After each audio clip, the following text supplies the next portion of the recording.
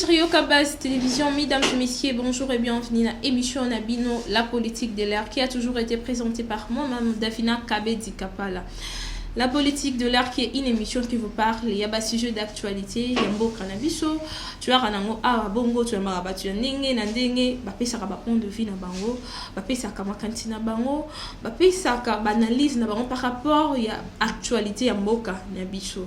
Comme j'ai toujours l'habitude de les dire que non, à Wanayoka base télévision, il y a la liberté d'expression. La porte est grandement ouverte à tout le monde, aux à la pasteur, aux à la nani, à condition aux à la cas congolais, la porte est grandement ouverte pour nous pesa makanisi na yo ba point de vue na yo pe ba idée non par rapport pote bagana ko tonga mboka na biso e bana okende liboso ya mukolo ya lelo nazali bongo na président Mia ki webi déjà alikaka awa na chaîne biso yo Kabas télévision lelo lisusu aye poto betani masolo ya la politique de l'air bipa yo apito beta masolo ya arrivé à Moïse Katumbi na Europe et puis to resolo la pe ma matali chanson e ba ampère to sali nini to salite o ko sala base o e ko lobisa batu ebele et puis tu reçois l'appel sous arrestation il y a policier na salon d'honneur présidentiel a opé sa makanisi na yo opé sa ba idée na ye ba pont de vie na ye a on appelle ici président Mia qui est bonjour et bienvenue. Bonjour maman Davini Kabedi.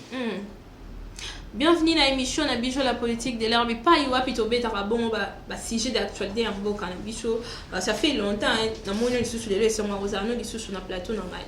Oui, merci maman, ça bien. Nous allons toujours rassembler Bayimboka Bana Congo. Chaque matin, nous allons parlement la lumière Bokassa du marché croisement commerce. Dès le lot, nous allons faire l'émission. On a Limbola Bayimboka. Voilà. Vous êtes toujours informé. Voilà pour notre Imbola Baimboka. Mon Mboka Mia Keto qui m'a bon na actualité arrestation. Il y a policier na salon d'honneur ça fait parler les gens.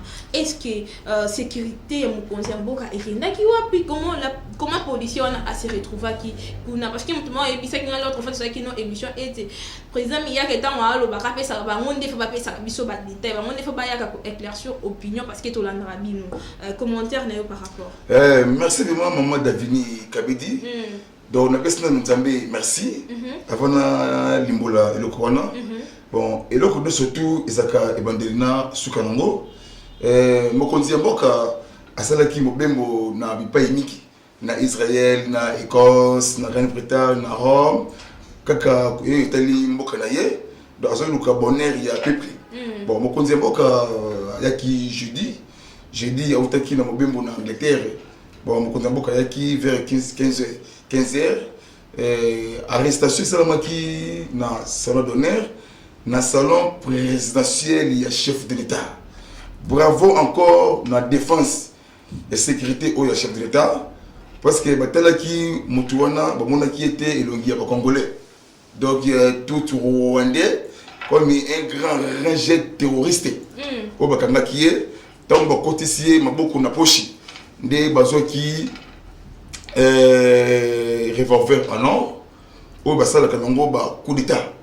Bazoki na médicaments de toxiques des alliés poison plus que armé. Au bazoki tant bakaki nde bakindaki na ye na demiade. Il y a beaucoup de révélations. Oye abimisi. Le problème c'est quoi? Le monsieur Hippo Kanambi Kazimberembe Kabila a dirigé Congo 18 ans. Le monsieur a détruit mission comment pour balkaniser notre pays. Parce que Kabila a un problème sérieux. A un crime, a un contentieux, a un détournement. Donc collaborer avec les groupes armés na partie STA RDC. Moto Obakangiye a sala ba événement yaminene.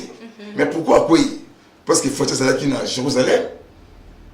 Akei na mai à Galilée. Mokonzi Mboka tout ça qui mérite de lamentation. Donc esprit il y a banganzambi. Aussi ça ko tambusa mokonzi Mboka. Mais c'est vraiment Obakangiye aza congolais des alliés rwandais toutes a utaki na Afrique du Sud. Un policier rwandais. Un policier rwandais au sein il y a la police congolaise. Basé na carte. Il y a ministériel intérieur la police congolaise. À côté on a 2013. Le 2 décembre 2013, fin, il y a eu une émission le 2 décembre 2023. Comme on a eu Akizimana Machidiro Joseph. Comme on a eu Akizimana Machidiro Joseph. Donc, type wana tant bakangiye abandi koloba parce que azoloba kinyarwanda anglais moi français ya ko bricoler. Donc lingala ayebi ya moté ay ba shweli bora parce que Burundi Uganda Tanzanie ba shweli bora. Donc azalaki na agitation. Donc bazunga ndengeni bakangai ndengeni. Ezalaki bien préparé, financé, organisé, coordonné. Comment pour mener coup d'état la nation congolaise. L'on propose Dieu dispose. Fatih don béni don dédié. Fatih a détruit rien. Et il a sauvé l'intérêt général. Il y a des révélations et comme Kobima, mais émission Egoyaka, Tolokatoeba, Nani Oyo, Akindaki Akota Wana. Il faut bien interpeller, commander aéroport. En air, il y a aéroport. Il faut bien interpeller, commander district, il y a Tcham. Il faut bien interpeller.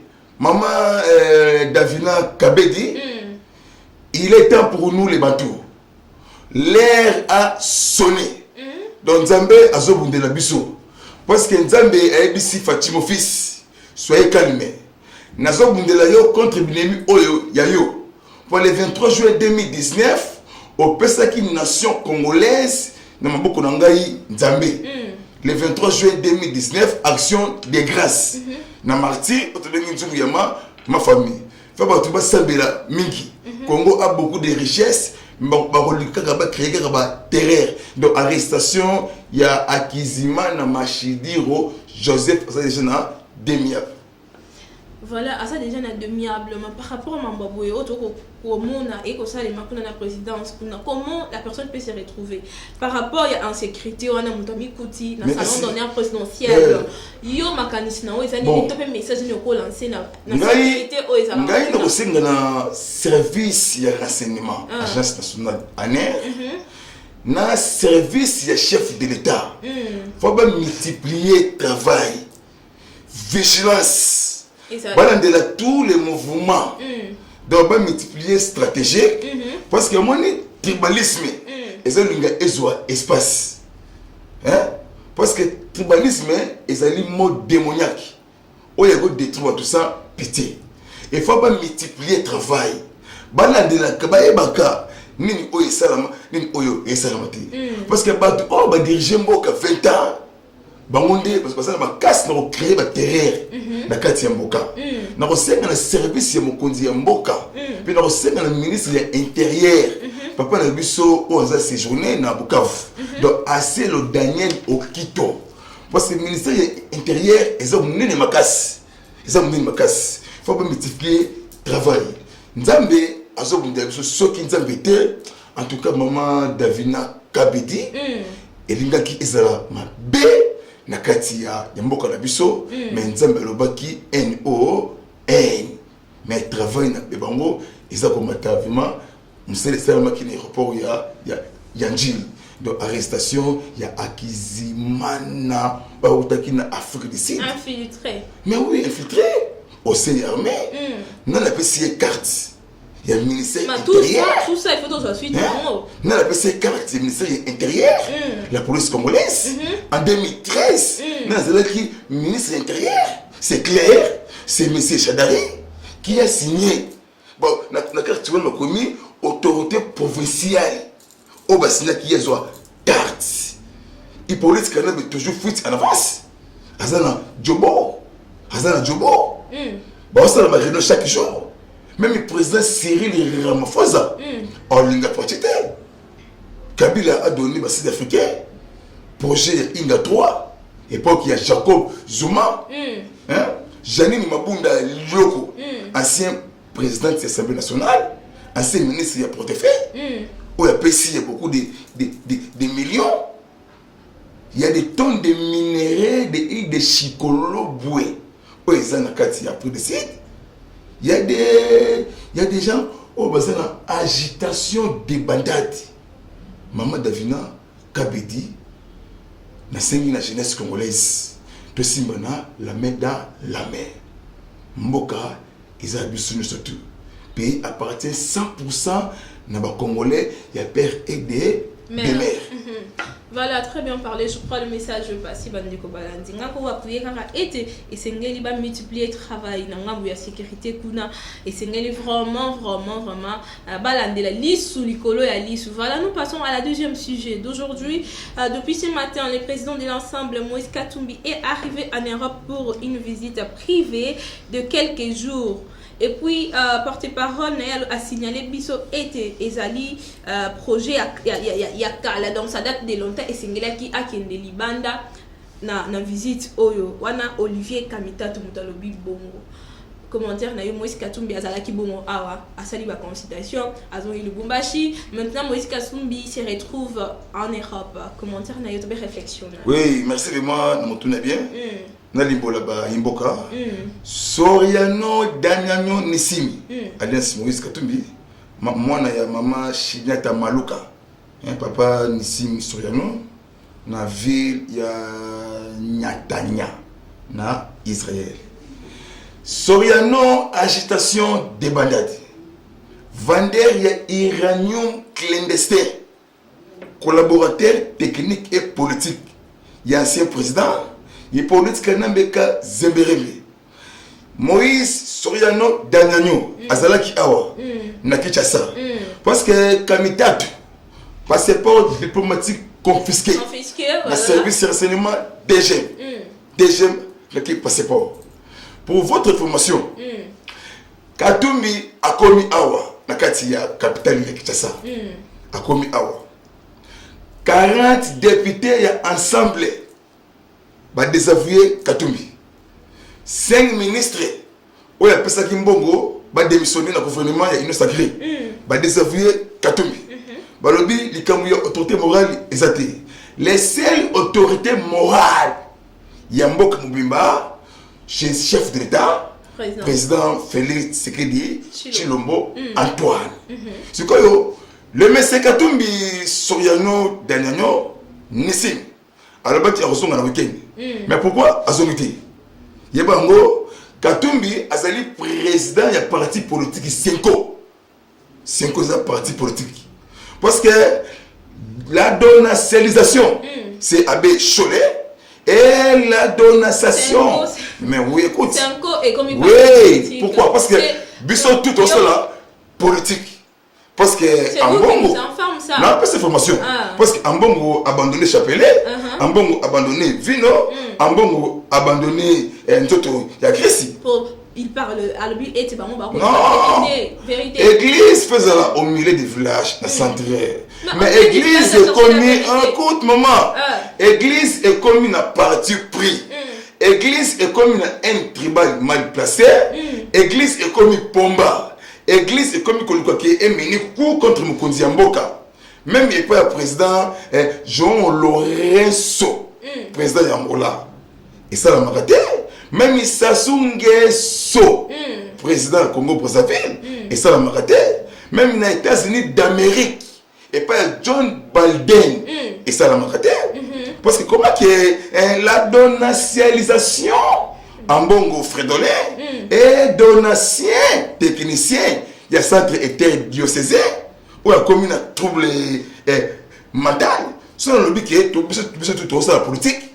Parce que en bongo Azali, secrétaire général, il y a 5 ans, parti politique. Parce que président Bango, c'est Soriano, Danyano Nissim, alias Moïse Katumbi. Agitation de bandades. Katumbi a commis les lots lundi. En Europe. Au niveau de l'Europe. Belgique, Rock de France. Pour votre information, Maman Davini Kabedi. Soriano a arrêté un jour. Pourquoi vous allez arrêter? Na charte des États-Unis. Il a visite privée. Ouais, non, écoute. Quand on a pembe wanaté, ntema na ye, ils ont plus que démons. Katumbi commune Europe. À qui est mortel? À qui est Olivier Kamitat?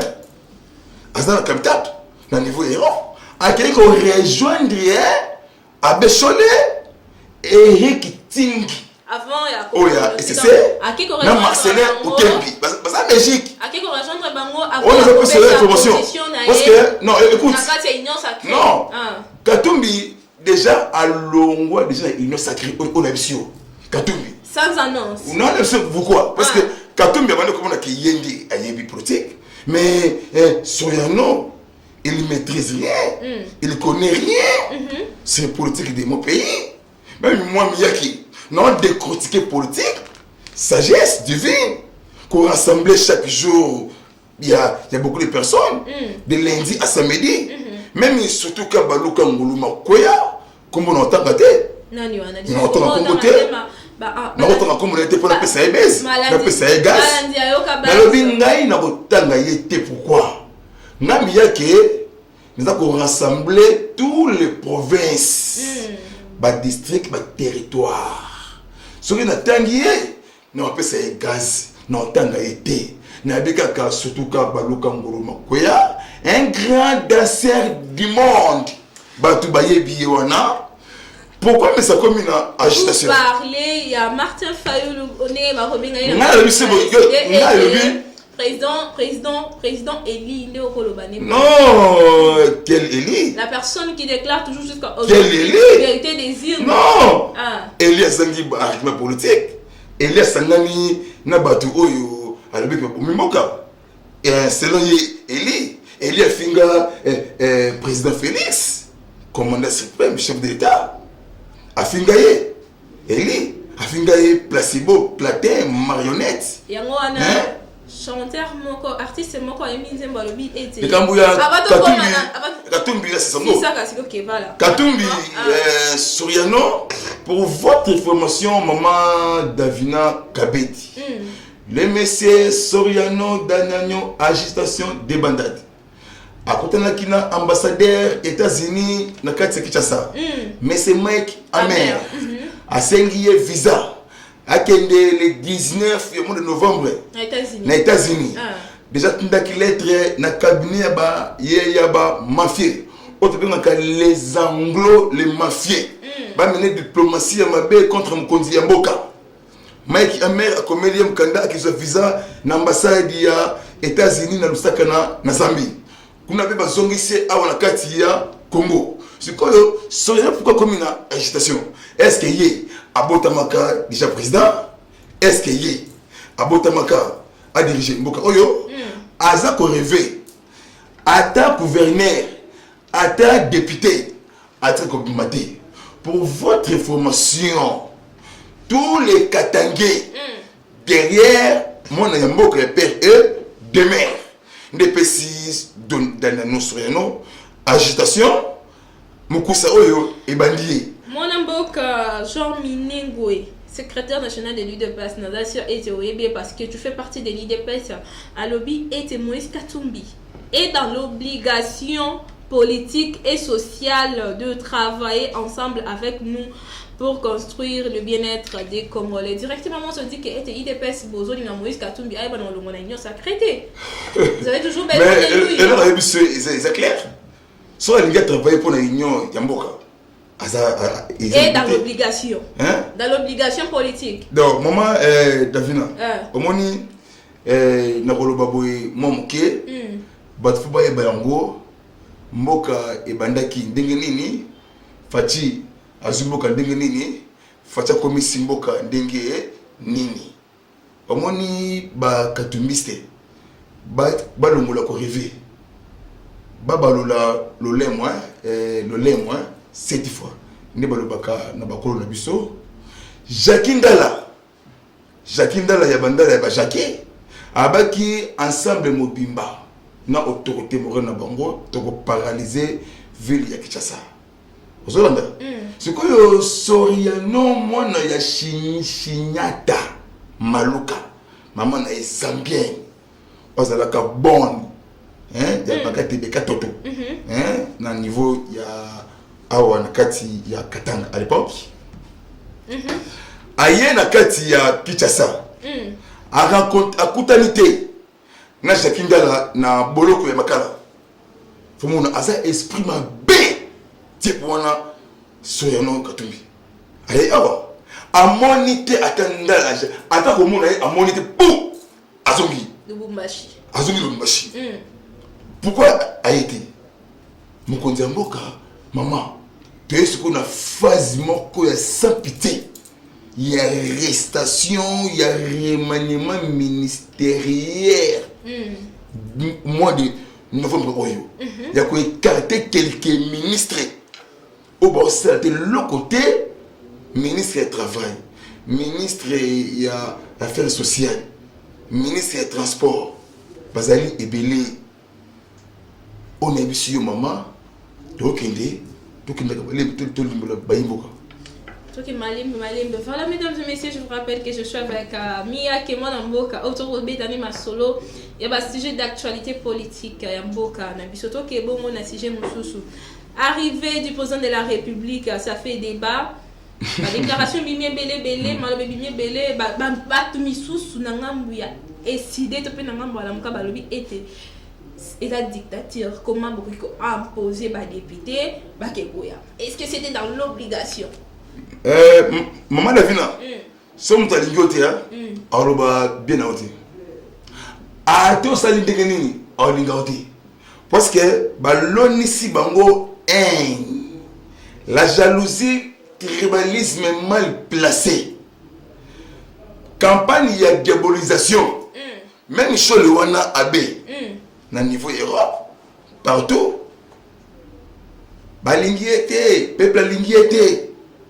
Balingi était la population. Université John Hopkins. Ils ont New York. John Hopkins. Ils ont dit groupe Yango, Jacques Bercy. Donc Jacques Bercy a fait un sondage en Afrique. Ce que Bercy a fait un sondage. Fatih 32%. Soriano, Danyagnon 16%. Surtout quand Nguluma Baluka Koya 13%. Ce que vous voyez sur les terrains. Magazine Renaissance du monde. Parce que les sondages.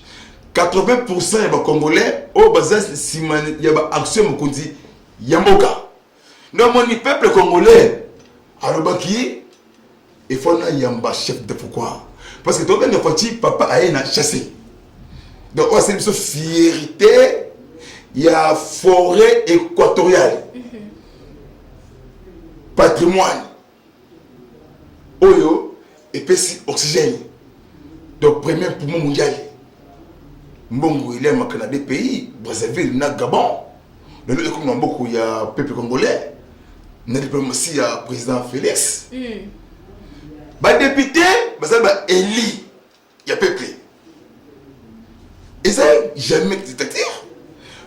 C'est Peli, il y a un ministre, il y a un sénateur. Ils ont été imposés. Non, ils allaient imposition de maman Davina Kabedi. C'est Peli qui est président de Bango. À la diplomatie à haut niveau. Na sommet, il y a G20. Na niveau, il y a Rome. Na COP26. Na Écosse, Glasgow. Au président Nigisi Mokil Mubimba. Au John Biden.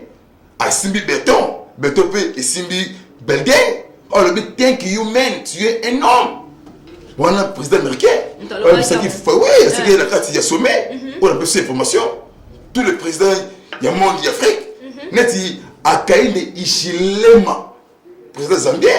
Na Jilos Madabi Dabios, président syroléen. Voilà, président Matali, président de la République. Le voyage du président de la République ont apporté 4 milliards de dollars au trésor public. Annonce de Patrick Mouya, il a porté parole, il y a gouvernement. Mais Baïmbo Kapeba Komituna.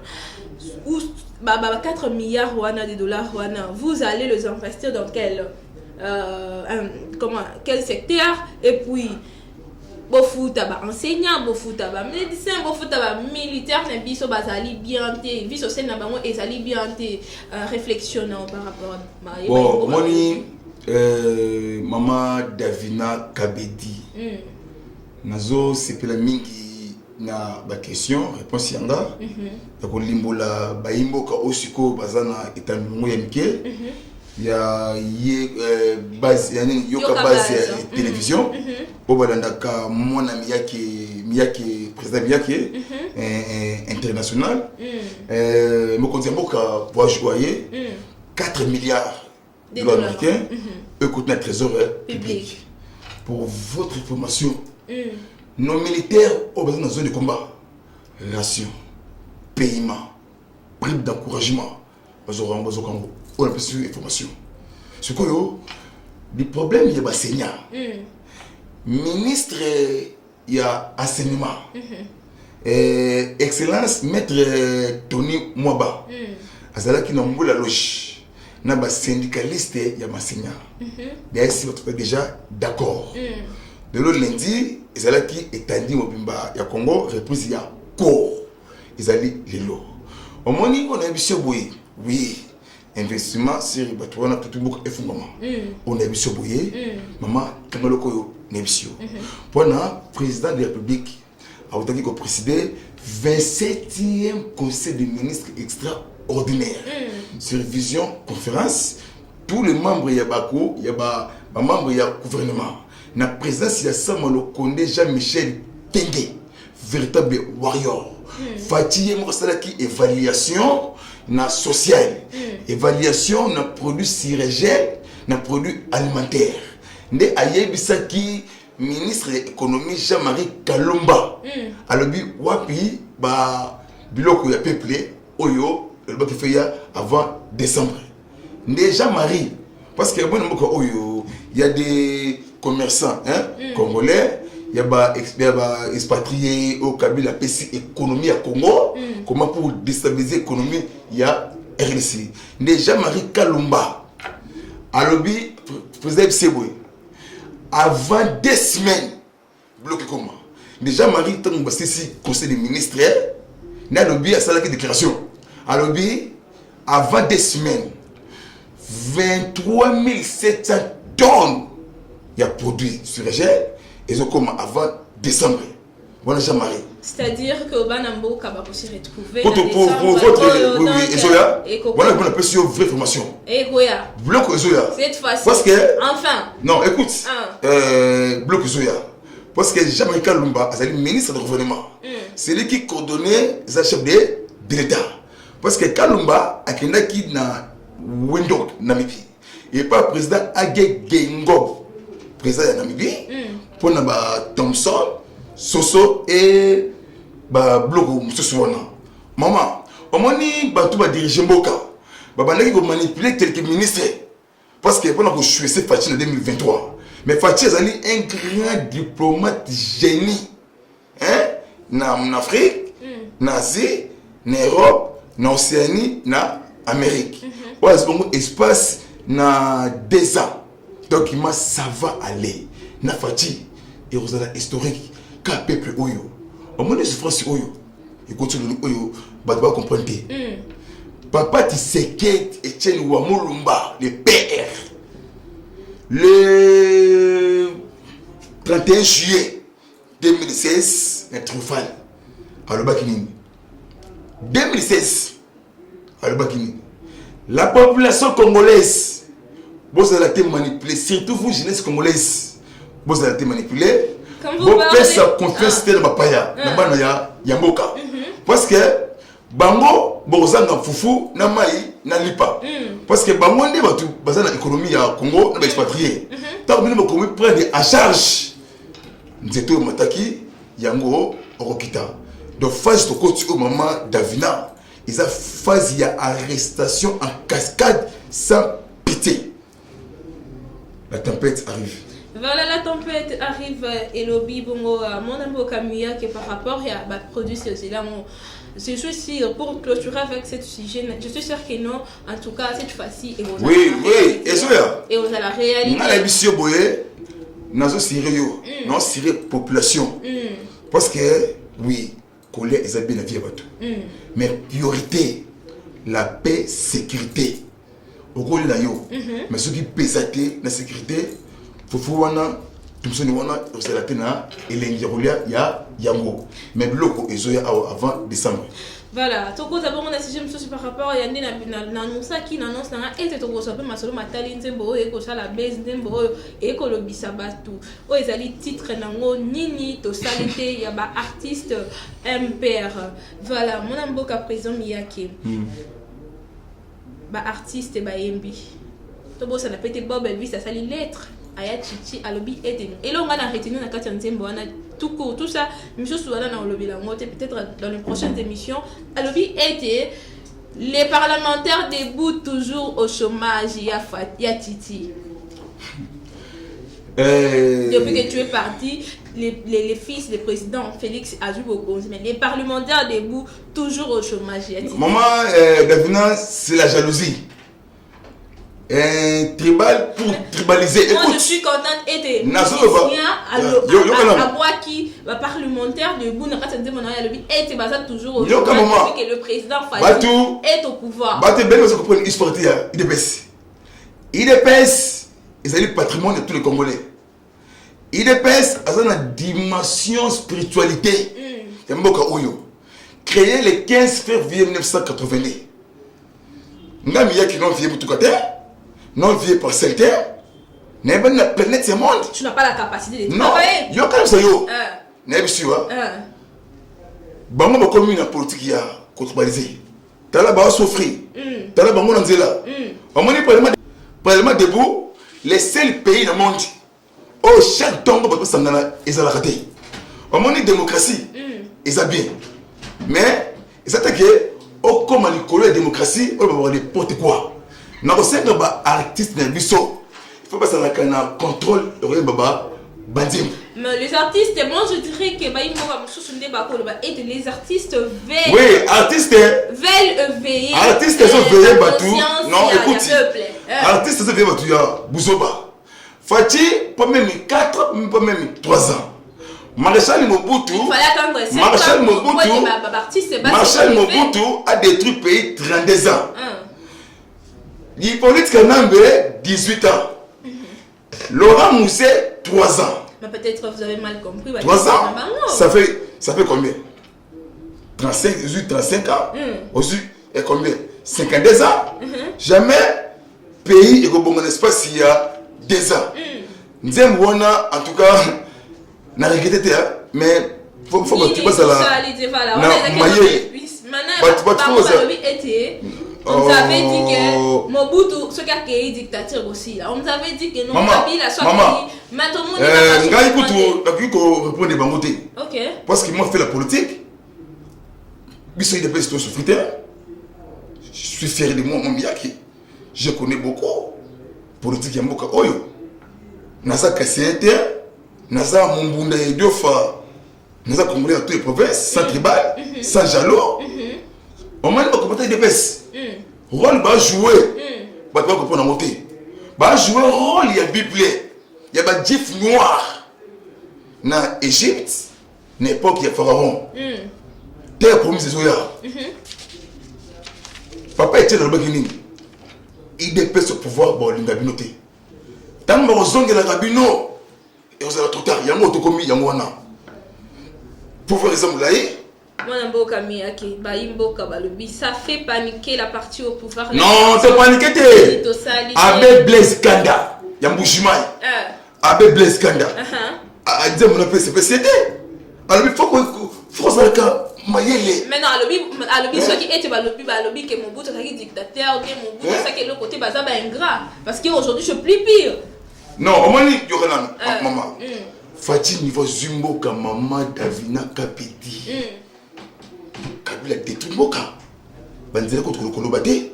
Chômage au Ibadi depuis. Pardon, Miyake. Question encore. Juste pour Naa, tu vas comprendre. Vous voulez nous dire que et c'est là qui va lober la Mobutu, va lober la Kabila, mais va lober la. Non. Bah le bango. Mais faut pas ça que la sagesse divine. Mais ben deni toro loba, deni toro yemba. Naza contre bango terre. Bah ce soit bien été bas sponsorisé, bas manipulé. Bango c'est artiste. Non, c'est politique. Vous entendez? Parce que bango c'est dans les médias. Bah toucher. Mais ngai les ali. Bah toucher terrain les ali sur le terrain. Net sim de comment on le Elvis wana. Elvis c'est ça congolais père et mère. À cause de la manipuler, à cause de la manipuler. On a vu si parce que il y a des gens tout, équatoriens, cassés, tout chaque jour dans Tongo. On sait des gens bangoté. Parce que il y a un jeune garçon. Il y a un jeune garçon. Mais pourquoi nous avons été manipulés? Pourquoi nous avons la patience? Directement, je comprends là où vous êtes. Je comprends pourquoi vous n'êtes pas d'accord avec les artistes. Bonne et liberté d'expression, ils allaient bien. La gratuité dans le monde. La démocratie, c'est que du libertinage. Parce qu'il n'est pas qu'il y a Kabila. Ça fait mal parce que les artistes balobini bola où il y a posé en place des balobini gratuit. Maman. Donc balobini loko esimbate. On a vu ça boya. Artiste on a. Na niveau de diplomatie politique ba comité. On a vu ça. Ce que comment nous avons ba une mission. Pour pas ça jalousie pour pas créer ce mouvement populaire. Mais tous les réunions bandien tout et que ça la Hollande la niveau ya aner. Parce que tu peux jouer en mabé. Artiste beaucoup ba qui est au niveau ya Goma. Pour la petite information. Ba qui Aza artiste congolais c'est parti ya Goma. Asala qui dit moko boye mabé pour critiquer l'état de siège. Ba habiter na Goma ba attaquer ma famille, il y a des policiers, il y a des militaires. Bah, qui a la information, on les a bien été. En plus, si pour on a le bagage B, que finga, bah gouverneur militaire et non kif na Ituri. Comment que bah député Ituri, bah député nationaux et Ituri et non kif. Bah on s'opposer pour la prolongation de 11e fois état de siège dans l'Assemblée nationale. Et c'est là qui présidait plénière na honorable excellence premier vice-président honoraire. Mais pardon, premier vice-président, jamais Kabundi à Kabundi 520 gigas maître Nager. C'est qui béli Yagoma, a interpellé qui ministre des dépenses. Il faut sanctionner les généraux, les officiers, les colonels. Parce que ça va terrer le niveau est de RDC. Comment que Eli il y a Goma, député national. Pourquoi Bima qui la plénière? Parce que la plénière va bimi. Parce que Bangonde, parce que cité dans le groupe armé. Parce qu'ils ont dit que Maman il n'y a pas Davina, de solution avec Maman Davina, Yokangaï. Le monsieur Kabila a manipulé, il y a beaucoup de gens. On a eu cette information. Kabila a désigné pour balkaniser, mais c'est batté. Kabila a fait Kabila comme Zambé, on a fait Molio. Kabila a fini. Le monsieur toujours fuite à l'avance. Séjourner na Djobo, comme ça la réunion m'a contre Fatih, mais ici matin, Fatih a salé rien. Bosco Tagad dans ces pays, on va gâter 50 ans, 30 ans de prison. Alors, il y a 80 ans, crime de guerre, crime contre l'humanité, les femmes violées. Tagad a dévoilé l'époque qui a fait bien soudain. Alors, Kabila a financé les groupes armés. Paiement chaque mois, ça n'a pas bordereau. Alors, il y a Bosco Tagada. Donc, aucun opposant à sa déclaration. Maman Davina Kabedi. Pour chuter. On a vu ce bouillet. Makambezoya. Ce monde qui a instruit le ministre de l'Intérieur. Qu'est-ce que vous pouvez. Message ni beaucoup. Il y a encore plus de message. Par rapport à texte. Il y a qu'on rassemble le pays. Il y a qu'on expliquer la réalité en Moka. C'est la jeunesse qui s'est révoltée pour les amis. Aux communes, on ne va pas te poser à Gien. La jeunesse qui s'est révoltée. Mais non, écoute, on m'a dit, la jeune garçon. Mais la jeune garçon. Balobi est de misale exact, mais bah, on Fati, Makasu est bandit na Zaïre. Autant la fille, la vie est belle. Papa Wemba est mort. Pépé Calais, artiste congolaise ou Atikabiso.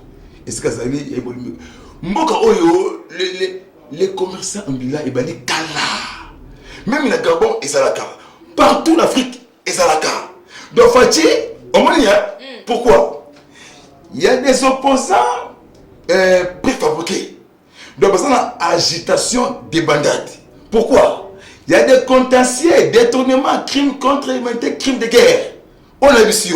Ben, que Fati a voulu qui était de droit. C'est quoi? Instauration, état de droit, justice fait son travail. Quel que soit grandeur, il y a un niveau na yo. Bagotunate. Moi, j'en profite pour dire que on a par exemple en plus na sujet été même si j'ai un peu artiste musicien jeune artiste bongo mais comment par rapport et bongo parce que na temps où il y a régime passé, tu ne pouvais pas chanter les noms d'un président na Katanzembo. Aujourd'hui, on a quand même la liberté d'expression. C'était la liberté de démocratie, c'était libertinage. Mais justice, c'est la comme ça là. Même Ngaï, ceux qui ont fini de beaucoup bon, tu peux les voilà. Et c'est bon, Fatih a détruit rien. Fatih a arraché le pays dans la sagesse, il y a roi Salomon. Mais comment vous pouvez pas voir tout ça? Mais maman, parce que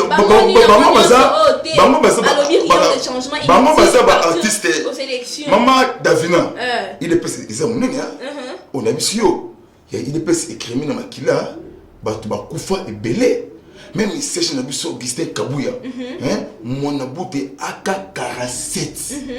Autant mémoral, si je n'ai pas su, il y a des pèses. Les terres combattants, il y a terrain, on a eu un peu de patience. Tu vois, le monter, maman Davina, non, c'est vraiment tout cas.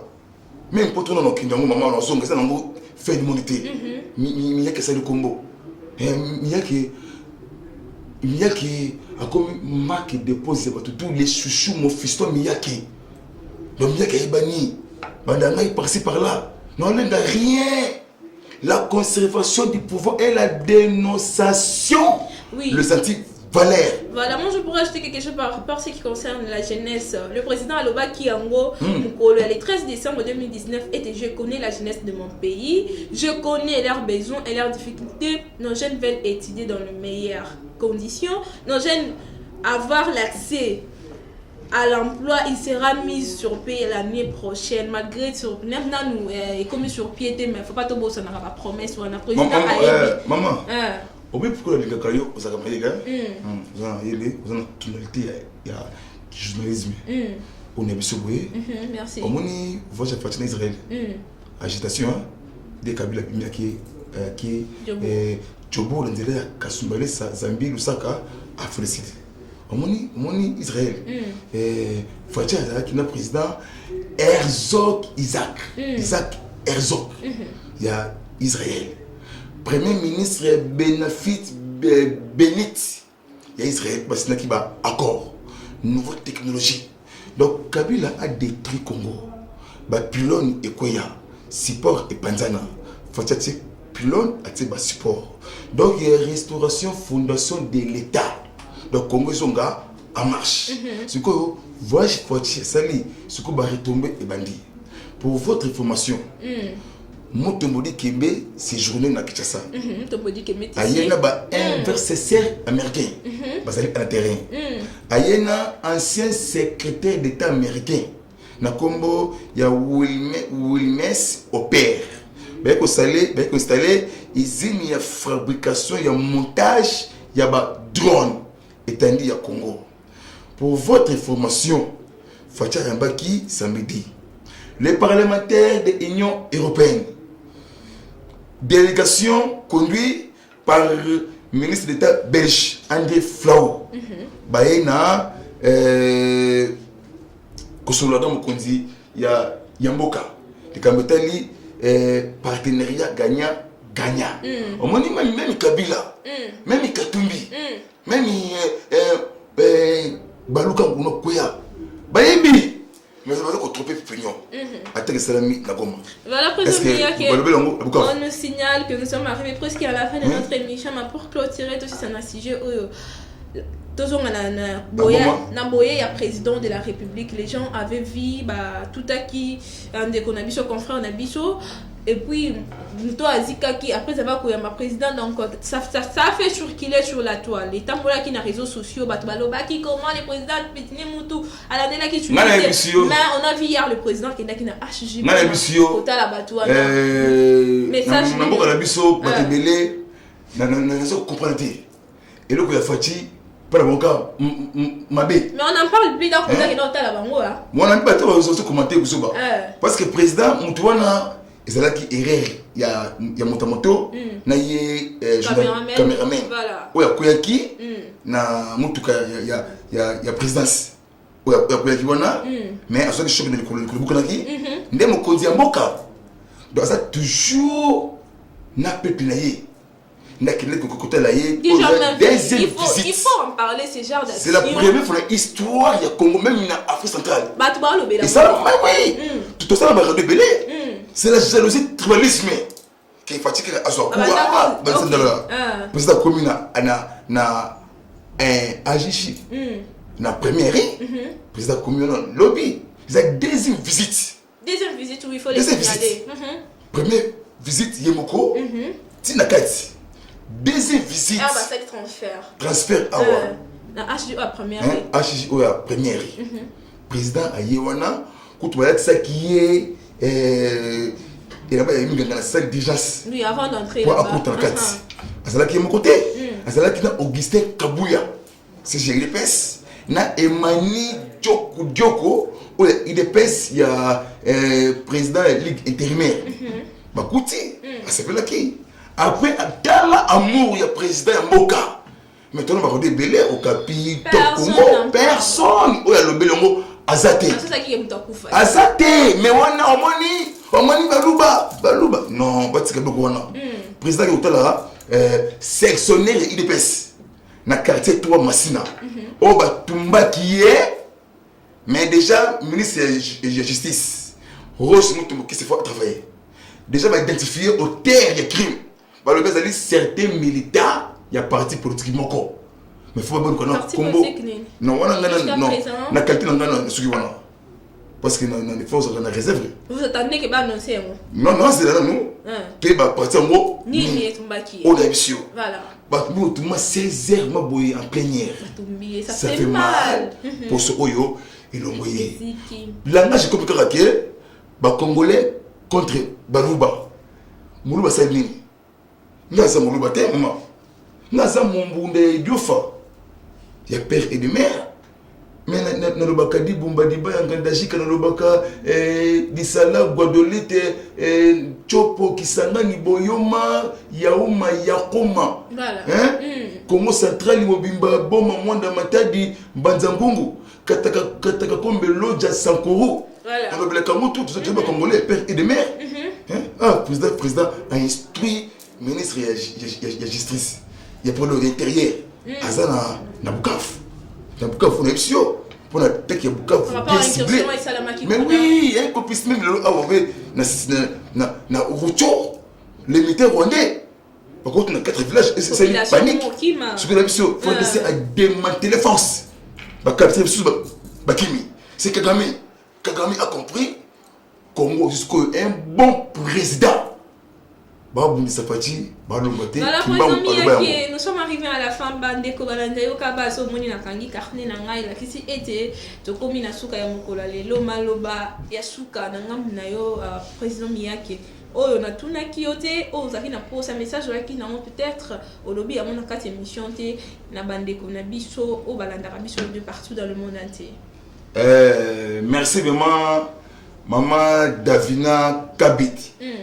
Bande kotu bande kamia qui mon maman maman Sobele na yoka base na télévision na éviter RD Bosali tantôt bonjour tantôt bonsoir bon s'abonner vraiment massivement bon ramia qui awa émission na maman Davina Kabit vraiment donc autres années vraiment na plateau de Makambotali mboka na biso merci vraiment na DG au bauti ko expliquer 25 Tanzaniens où ils ont créé tribalisme na souhaité il y a un sikeri où ils ont na kati ya Uvira donc expliquer bango parce que beaucoup bango bon eloko o salami lelo awa na Tongo et bandaki depuis lobby et bandaki na 22h dimanche ya 22h village de Chandu. Dans le village de Chanju, au non loin de Bunganga, Rucho. Dans Rucho. Troupe pilotée na Sultan Makenga. Azarwane. Makenga. Baso 4 villages. Bravo na gouverneur militaire. Papa Lboula Kachama John. Il y a Itour. Et bravo encore na Costa Ndima. gouverneur ya Nord Kivu. Et là, ça a mis le lot et bandek lobby la fin des heures. Na Bunanga Ruchuru, entre les mains des rebelles M23, délégation conduite par général Sultan Makenga. Vous allez Pembe il y a Ruchuru. Donc, ils ont 4 villages. Bravo et bravo. Grâce à l'état de siège. Papa Luboya Kashamadjon, gouverneur Ituri, militaire. Papa Kostandi Madenor Kiv, gouverneur militaire. FARDC a démantelé force militaire. Plusieurs personnes capturées et plusieurs personnes portées disparues par Kimi Rwanda. Le lot vers 7 heures. Les salariés qui paniquent. Na Ruchuru. Voilà, la population. On a mission. Au moins, nous connaissons. Parce que tu es une phase militaire. Voilà. Pour nous clôturer. Parce que alerte RDC, nous alerte États-Unis, dispositif sécuritaire renforcement FARDC.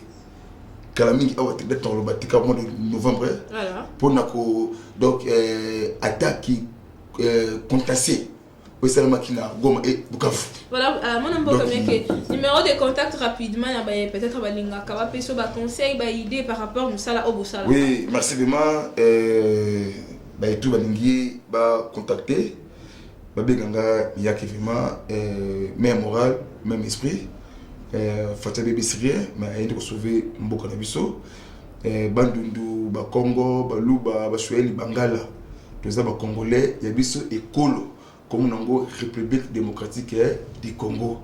Donc, élection belle et bien à 2023, avec l'élection recensement général biométrique, deuxième étape, identification nationale. Deux nani Congolais, nani étranger, 2022, année électorale. Congolais tout, où il y a mon amboka Fatimeto la lumière, la sagesse, Bomoko, Bolingo, et donc l'équipe Bomoko, Ezate. Na bomoko ndi toko longa bango numéro ngai sur WhatsApp walingi abenga ngai to échanger to solola tous les diasporas congolaises au passant la planète ya monde bozali ba jif noir na Afrique centrale ba jif noir ba na Israël bozali banda pour rebondir les cols par-ci ya banda to jouer même comme nous même et esprit numéro ngai plus 243 97 360 54 sur WhatsApp, la bandeli yango, plus 243 97 360 54 Nzambe waku benisha. Donc Nzambe apambola bino, même moral, même esprit. Voilà mesdames et messieurs, c'est parti, nous mettons fin à l'émission, na biso to pen analyse, na biso ya mokola lelo, on a yaba ki bongo ko yambela bino a mwana mboka miya ki azali communicateur ya IDPS, ba onde bayaka awa ko panza, sango to pe ko lobela maema o leka na mboka na biso ba onde bayaka ba commenter, ba informer bino pe balanti ya yoka base de partout où vous êtes, ba pesi ba point de vue ya mabe ba telemela kayango ya malamu to encourager kayango, en tout cas longo ya malamu to encourager kayango mabe to telemela kayango parce que les Congos nous appartiennent partout où vous êtes, aux Alibana Mboka, mais tant que vous avez Makila Congolais, les Congos nous appartiennent. Donc, problème il y a Congolais, c'est le problème il y a Congo et Talibisonio. Ce qui est Gamboisa, tu y a Katolobeli en haut, tu peux si ba piste de solution, tu peux si ba point de vue nabiso, tu peux makanisi nabiso la pouete Congo et Kende Liboso. Voilà, je dis merci à la grande équipe technique de Yokabas Télévision. Je vais à Roméo, Aristote, Mardoché, on a battu au bakosa la force, il y a yoka base, on dit bakosa etenabima, liboso il y a la télévision, na bino topé liboso il y a la téléphone na bino. Je dis merci aussi à un homme spécial, Jordi Mavioka Prom, c'est entraînement on l'appelle comme ça parce qu'il a toujours été là, il me soutient, il m'appuie à encourager ngai à kolanda pe yoka base télévision chaque jour. Merci et si na bino nyoso bosabona na yoka base télévision. Partagez nos émissions, likez, commentez, commentaires, tout ça, nous avons besoin pour se perfectionner encore plus. Dafina Kabedi, retrouvez-moi à la prochaine avec le même plaisir.